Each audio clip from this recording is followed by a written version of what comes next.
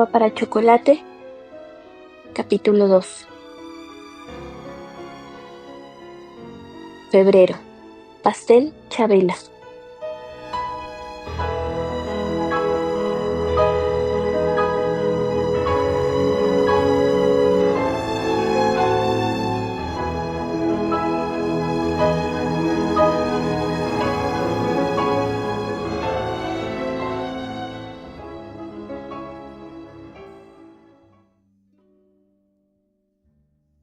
Ingredientes: 175 gramos de azúcar granulada de primera, 300 gramos de harina de primera tamizada 3 veces, 17 huevos y raspadura de un limón. Manera de hacerse: en una cacerola se ponen 5 yemas de huevo, 4 huevos enteros y el azúcar. Se baten hasta que la masa espesa y se le anexan 2 huevos enteros más. Se sigue batiendo y cuando vuelve a espesar se le agregan otros 2 huevos completos, repitiendo este paso hasta que se terminen de incorporar todos los huevos de 2 en 2. Para elaborar el pastel de bodas de Pedro con Rosaura, Tita y Nacha habían tenido que multiplicar por 10 las cantidades de esta receta, pues en lugar de un pastel para 18 personas, tenían que preparar uno para 180. El resultado da 170 huevos, y esto significaba que habían tenido que tomar medidas para tener reunida esta cantidad de huevos, de excelente calidad y en un mismo día. Para lograrlo, fueron poniendo en conserva desde hace varias semanas los huevos que ponían las gallinas de mejor calidad. Este método se utilizaba en el rancho desde época inmemorial para proveerse durante el invierno de este nutritivo y necesario alimento. El mejor tiempo para esta operación es por los meses de agosto y septiembre. Los huevos que se destinen a la conservación deben ser muy frescos. Nacha prefería que fueran del mismo día. Se ponen los huevos en una vasija que se llena de sebo de carnero derretido próximo a enfriarse, hasta cubrirlos por completo. Esto basta para garantizar su buen estado por varios meses. Ahora, que si se desea conservarlos por más de un año, se colocan los huevos en una orza y se cubren con una lechada de un tanto de cal por 10 de agua. Después se tapan muy bien para interceptar el aire y se guardan en la bodega. Tita y Nacha habían elegido la primera opción, pues no necesitaban conservar los huevos por tantos meses. Junto a ellas, bajo la mesa de la cocina, tenían la vasija donde los habían puesto y de ahí los tomaban para elaborar el pastel.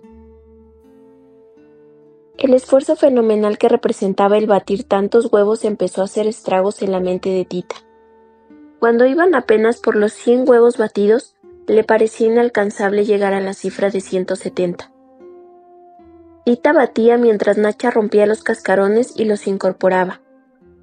Un estremecimiento recorría el cuerpo de Tita y, como vulgarmente se dice, se le ponía la piel de gallina cada vez que se rompía un huevo. Asociaba los blanquillos con los testículos de los pollos a los que habían capado un mes antes. Los capones son gallos castrados que se ponen en gorda. Se eligió este platillo para la boda de Pedro con Rosaura por ser uno de los más prestigiados en las buenas mesas, tanto por el trabajo que implica su presentación como por el extraordinario sabor de los capones. Desde que se fijó la boda para el 12 de enero, se mandaron comprar 200 pollos a los que se les practicó la operación y se pusieron a engordar de inmediato. Las encargadas de esta labor fueron Tita y Nacha. Nacha por su experiencia y Tita como castigo por no haber querido estar presente el día en que fueron a pedir la mano de su hermana Rosaura, pretextando una jaqueca. «No voy a permitir tus desmandadas», le dijo Mamelena. «Ni voy a permitir que le arruines a tu hermana su boda, con tu actitud de víctima. Desde ahora te vas a encargar de los preparativos en el banquete y cuidadito yo te veo una mala cara o una lágrima, ¿me oíste?» Tita trataba de no olvidar esta advertencia mientras se disponía a iniciar la primera operación. La capada consiste en hacer una incisión en la parte que cubre los testículos del pollo. Se mete el dedo para buscarlos y se arranca.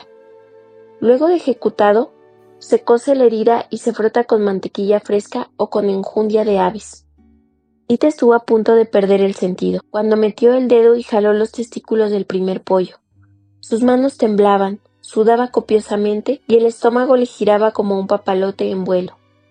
Mamelena le lanzó una mirada taladrante y le dijo: ¿Qué te pasa? ¿Por qué tiemblas? ¿Vamos a empezar con problemas? Tita levantó la vista y la miró. Tenía ganas de gritarle que sí, que había problemas.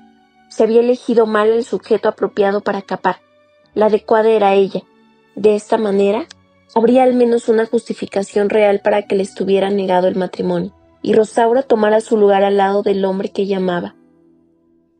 Mamelena, leyéndole la mirada, enfureció y le propinó a Tita una bofetada fenomenal que la hizo rodar por el suelo junto con el pollo que pereció por la mala operación. Tita batía y batía con frenesí, como queriendo terminar de una vez por todas con el martirio. Solo tenía que batir 2 huevos más y la masa para el pastel quedaría lista. Era lo único que faltaba. Todo lo demás, incluyendo los platillos para una comida de 20 platos, y los bocadillos de entrada estaban listos para el banquete. En la cocina solo quedaba Tita, Nacha y Mamelena. Chencha, Gertrudis y Rosaura estaban dando los últimos toques al vestido de novia. Nacha, con un gran alivio, tomó el penúltimo huevo para partirlo. Tita, con un grito, impidió que lo hiciera. ¡No! Suspendió la batida y tomó el huevo entre sus manos. Claramente escuchaba piar a un pollo dentro del cascarón. Acercó el huevo a su oído y escuchó con más fuerza los pillidos. Mamelena suspendió su labor y con voz autoritaria preguntó: ¿Qué pasa? ¿Qué fue ese grito? Es que dentro de este huevo hay un pollo. Nacha de seguro no lo puede oír, pero yo sí. ¿Un pollo? ¡Estás loca! Nunca ha pasado algo parecido con los huevos en conserva. De 2 zancadas llegó hasta donde estaba Tita. Le arrebató el huevo de las manos y lo partió. Tita cerró los ojos con fuerza. ¡Abre los ojos y mira tu pollo! Tita abrió los ojos lentamente.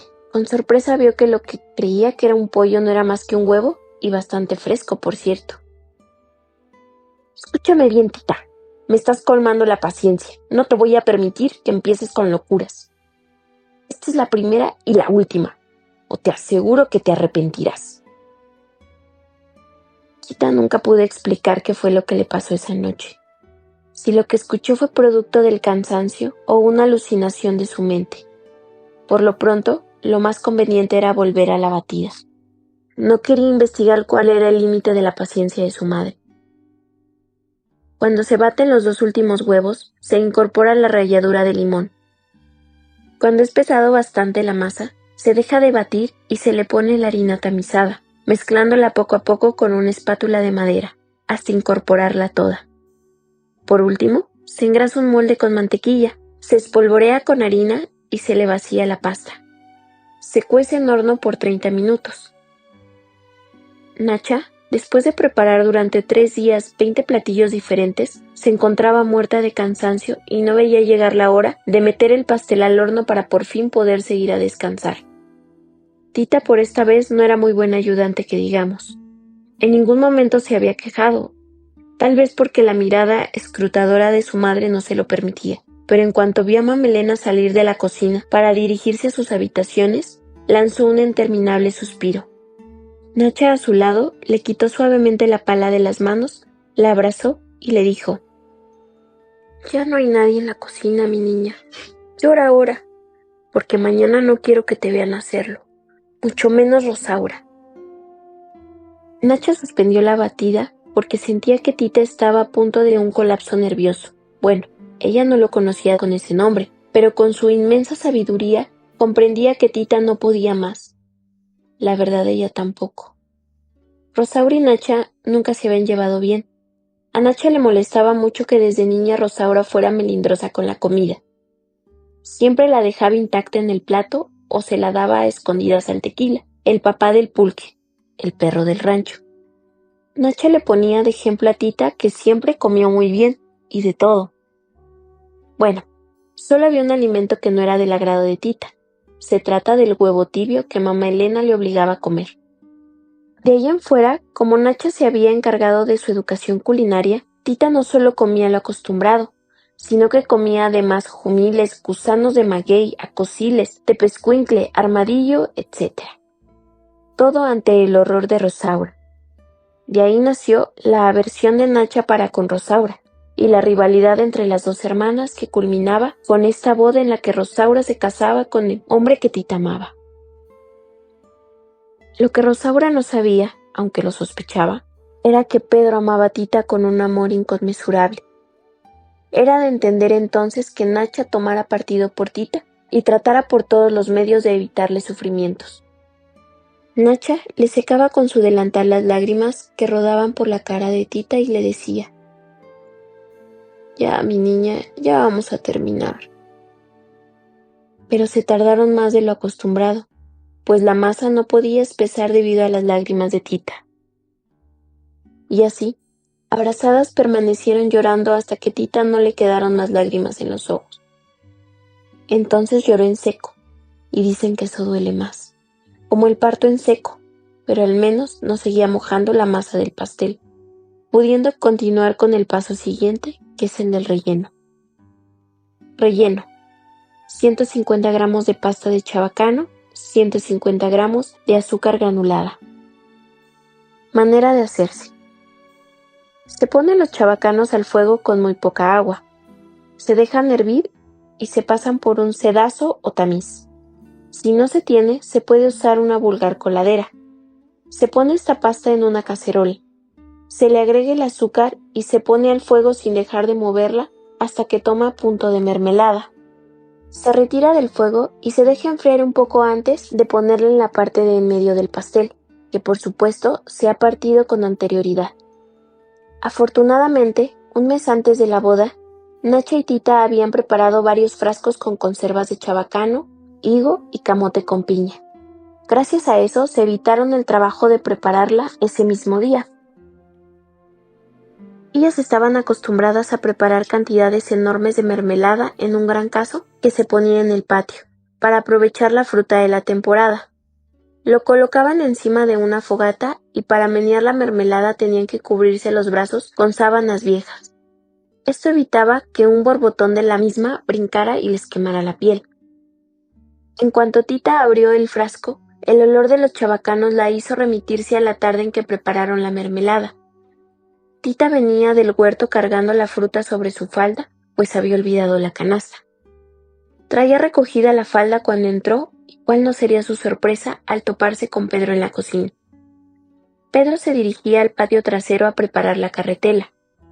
Tenía que ir al pueblo a entregar unas invitaciones y como el caballerango no se había presentado ese día en el rancho, él mismo tenía que encargarse de esa labor. En cuanto Nacha lo vio entrar a la cocina, salió casi corriendo pretextando ir por epazote para los frijoles. Tita de la sorpresa dejó caer algunos chabacanos sobre el piso. Pedro rápidamente corrió a ayudarla a recogerlos, y al inclinarse, pudo ver una parte de las piernas de Tita que quedaba al descubierto. Tita, tratando de evitar que Pedro la mirara, dejó caer su falda. Al hacerlo, el resto de los chabacanos rodaron sobre la cabeza de Pedro. «Perdóname, Pedro, ¿lo lastimé?» «No tanto como yo la he lastimado. Déjeme decirle que mi propósito, no le he pedido ninguna explicación. Es necesario que me permita dirigirle unas palabras. Una vez lo hice y resultaron una mentira. No quiero escucharlo más». Y diciendo esto, Tita salió rápidamente de la cocina por la otra puerta hacia la sala, donde Chencha y Gertrudis bordaban la sábana nupcial. Era una sábana de seda blanca, a la que le estaban haciendo un delicado bordado en el centro. Este orificio estaba destinado a mostrar únicamente las partes nobles de la novia, en los momentos íntimos del matrimonio. Realmente habían tenido suerte en haber podido conseguir seda francesa en esas épocas de inestabilidad política. La revolución no permitía que uno viajara de una manera segura por el país. Así es que, de no haber sido por un chino que se dedicaba al contrabando, no les hubiera sido posible conseguir la tela, pues Mamelena no había permitido que ninguna de sus hijas se arriesgara yendo a la capital a comprar lo necesario para el vestido y el ajuar de Rosaura. Este chinito era bastante listo.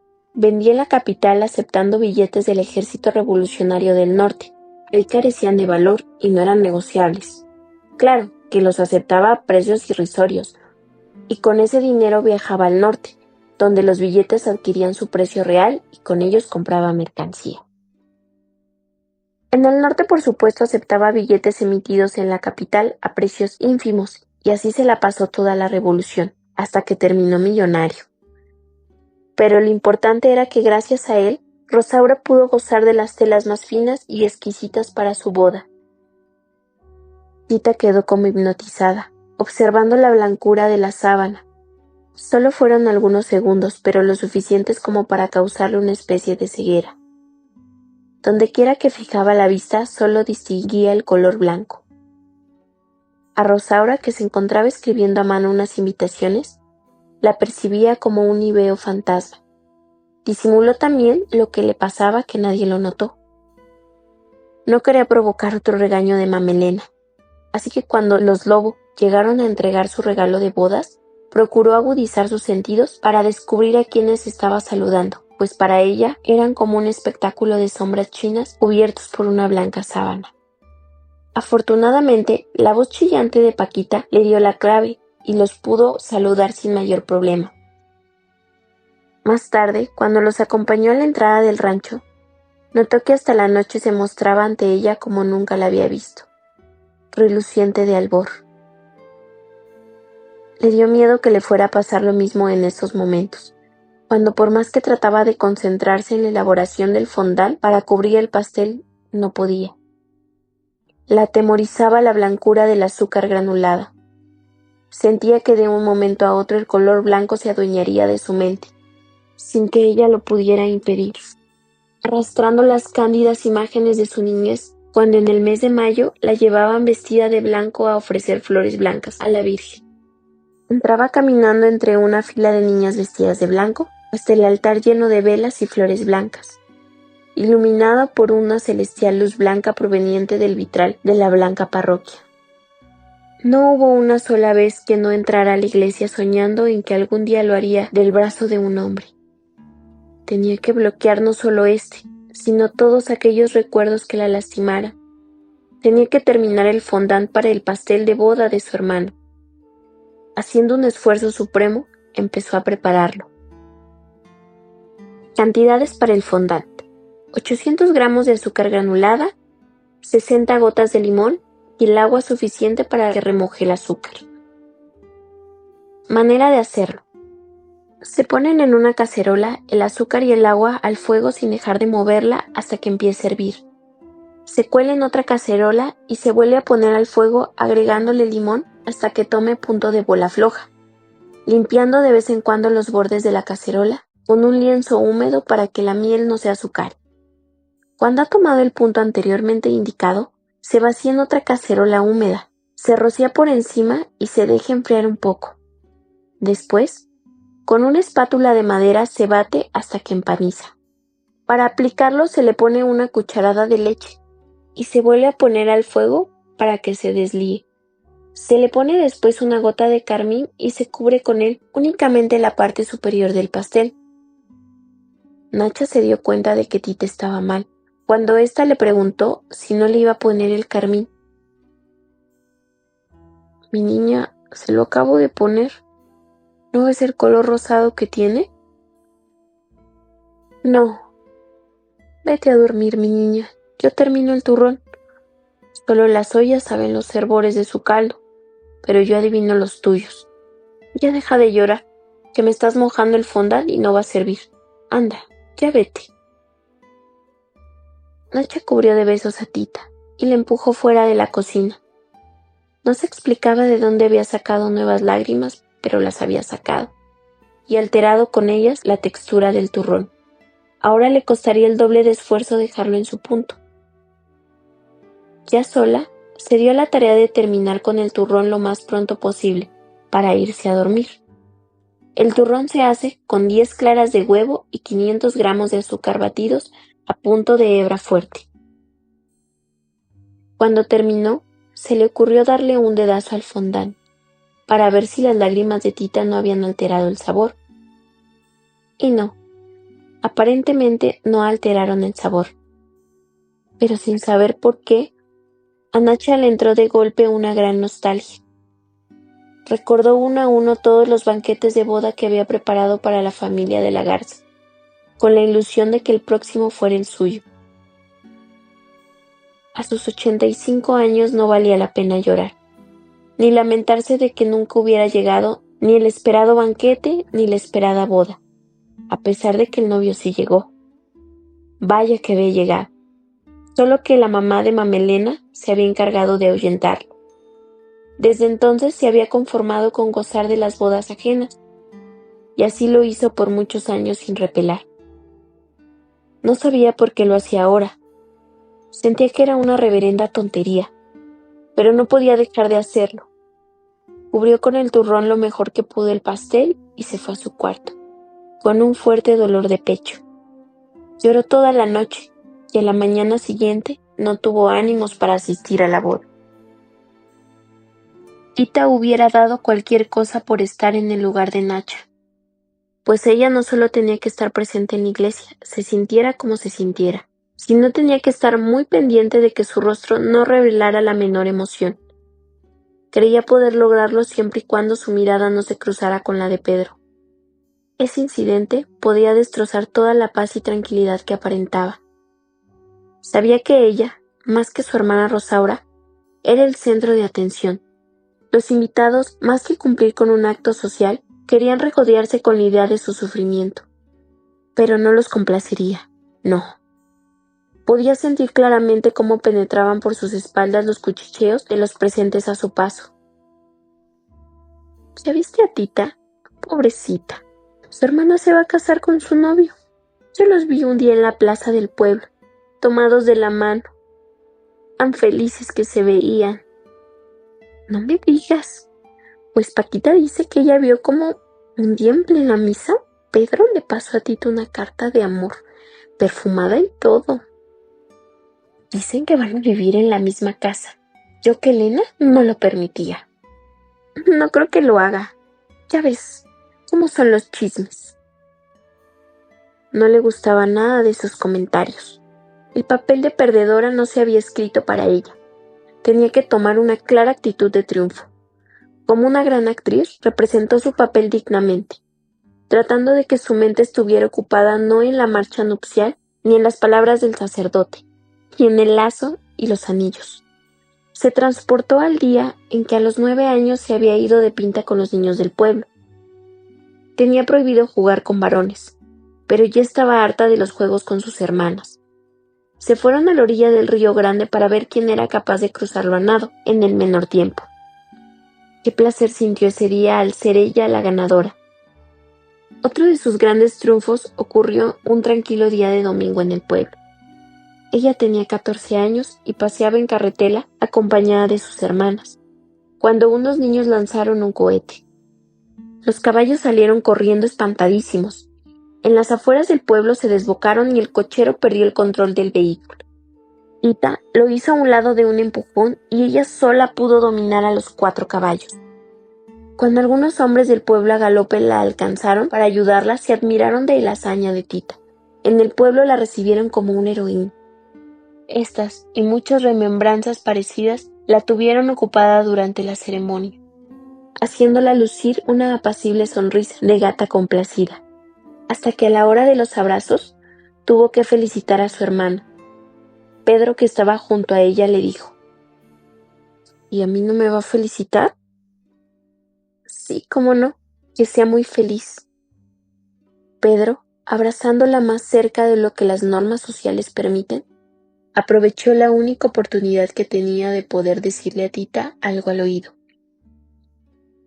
Estoy seguro de que así será, pues logré con esta boda lo que tanto anhelaba, estar cerca de usted, la mujer que verdaderamente amo. Las palabras que Pedro acababa de pronunciar fueron para Tita como refrescante brisa que enciende los restos de carbón a punto de apagarse. Su cara, por tantos meses forzada a no mostrar sentimientos, experimentó un cambio incontrolable. Su rostro reflejó gran alivio y felicidad. Era como si toda esa casi extinguida ebullición interior se viera reavivada de pronto por el fogoso aliento de Pedro sobre su cuello, sus ardientes manos sobre su espalda, su impetuoso pecho sobre sus senos. ¿Pudo haberse quedado para siempre así? De no ser por la mirada que Mamelena le lanzó y la hizo separarse de él rápidamente. Mamelena se acercó a Tita y le preguntó: ¿qué fue lo que Pedro te dijo? Nada, mami. A mí no me engañas. Cuando tú vas yo ya fui y vine, así que no te hagas la mosquita muerta. Pobre de ti si te vuelvo a ver cerca de Pedro.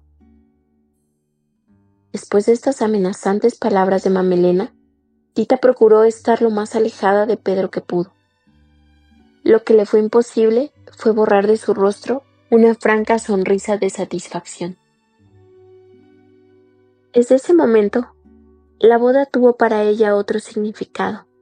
Ya no le molestó para nada ver cómo Pedro y Rosaura iban de mesa en mesa brindando con los invitados, ni verlos bailar el vals, ni verlos más tarde partir el pastel. Ahora ella sabía que era cierto. Pedro la amaba.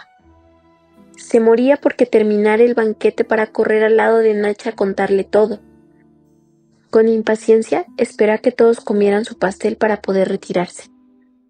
El manual de Carreño le impedía hacerlo antes, pero no le vedaba el flotar entre nubes mientras comía apuradamente su rebanada. Sus pensamientos la tenían tan ensimismada que no le permitieron observar que algo raro sucedía a su alrededor. Una inmensa nostalgia se adueñaba de todos los presentes en cuanto le daban el primer bocado al pastel. Inclusive Pedro, siempre tan propio, hacía un esfuerzo tremendo por contener las lágrimas. Y Mamelena, que ni cuando su esposo murió había derramado una infeliz lágrima, lloraba silenciosamente. Y eso no fue todo. El llanto fue el primer síntoma de una intoxicación rara que tenía algo que ver con una gran melancolía y frustración que hizo presa a todos los invitados y los hizo terminar en el patio, los corrales y los baños, añorando cada uno al amor de su vida. Ni uno solo escapó del hechizo, y solo algunos afortunados llegaron a tiempo a los baños. Los que no, participaron de la vomitona colectiva que se organizó en pleno patio. Bueno, la única a quien el pastel le hizo lo que el viento a Juárez fue a Tita. En cuanto terminó de comerlo, abandonó la fiesta. Quería notificarle a Nacha cuanto antes que estaba en lo cierto al decir que Pedro la amaba solo a ella. Por ir imaginando la cara de felicidad que Nacha pondría, no se percató de la desdicha que crecía a su paso hasta llegar a alcanzar niveles patéticamente alarmantes. Rosaura, entre arqueadas, tuvo que abandonar la mesa de honor. Procuraba por todos los medios controlar las náuseas, pero éstas eran más poderosas que ella. Tenía toda la intención de salvar su vestido de novia de las deposiciones de los parientes y amigos, pero al intentar cruzar el patio resbaló y no hubo un solo pedazo de su vestido que quedara libre de vómito. Un voluminoso río macilento la envolvió y la arrastró algunos metros, provocando que sin poderse resistir más lanzara como un volcán en erupción estruendosas bocanadas de vómito ante la horrorizada mirada de Pedro. Rosaura lamentó muchísimo este incidente que arruinó su boda y no hubo poder humano que le quitara de la mente que Tita había mezclado algún elemento en el pastel. Pasó toda la noche entre quejidos y el tormento que le provocaba la idea de deponer sobre las sábanas que tanto tiempo se había tardado en bordar. Pedro apresuradamente le sugirió dejar para otro día la culminación de la noche de bodas, pero pasaron meses antes de que Pedro sintiera la obligación de hacerlo y que Rosaura se atreviera a decirle que ya se sentía perfectamente bien. Pedro hasta ese momento comprendió que no podría rehusarse a realizar su labor de semental por más tiempo, y esa misma noche, utilizando la sábana nupcial, se arrodilló frente a su cama y a manera de rezo dijo: Señor, no es por vicio ni por fornicio, sino por dar un hijo a tu servicio. Tita nunca imaginó que había tenido que pasar tanto tiempo para que la mentada boda se consumara. Ni siquiera le importó cómo fue, y mucho menos si había sido el día de la ceremonia religiosa o cualquier otro día. Estaba más preocupada por salvar su pellejo que por otra cosa. La noche de la fiesta había recibido de manos de Mamelena una paliza fenomenal, como nunca antes la había recibido ni la volvería a recibir. Pasó 2 semanas en cama reponiéndose de los golpes. El motivo de tan colosal castigo fue la certeza que tenía Mamelena de que Tita, en contubernio con Nacha, había planeado premeditadamente arruinar la boda de Rosaura, mezclando algún vomitivo en el pastel. Tita nunca la pudo convencer de que el único elemento extraño en él fueron las lágrimas que derramó al prepararlo. Nacha no pudo atestiguar en su favor, pues cuando Tita había llegado a buscarle el día de la boda, la había encontrado muerta, con los ojos abiertos, chiqueadores en las sienes y la foto de un antiguo novio en las manos.